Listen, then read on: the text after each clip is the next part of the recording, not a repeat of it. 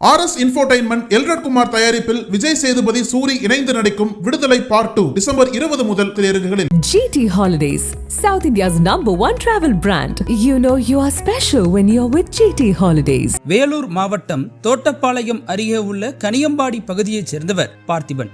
30 வயதான இவர் சுயமாக தொழில் செய்து வருவதாக கூறப்படுகிறது.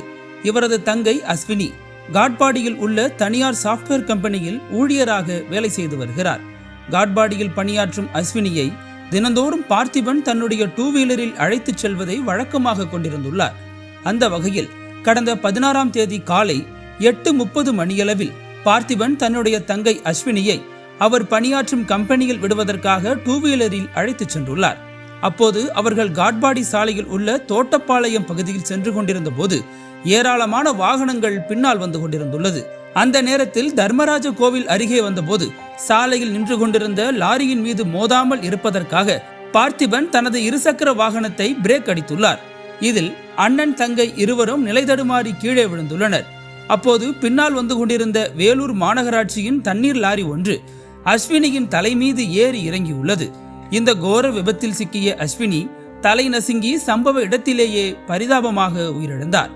இதை பார்த்து நடுங்கி போன பார்த்திபன் தனது தங்கையின் உடலை பிடித்துக்கொண்டு கதறி துடித்தார். நொடியில் அரங்கேறிய இந்த விபத்து சம்பவத்தால் அந்த பகுதி முழுவதும் பரபரப்பான சூழல் நிலவியது.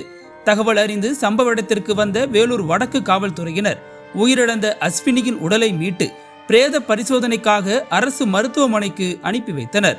இந்த சம்பவம் குறித்து வழக்கு பதிவு செய்த போலீசார் இந்த விபத்துக்கான காரணம் குறித்து விசாரணை மேற்கொண்டு வருகின்றனர். அண்ணனின் கண் முன்பாகவே தலை நசுங்கி தங்கை பலியாகும் CCTV காட்சிகள் வெளியாகி காண்போரை பதைபதைக்க செய்துள்ளது.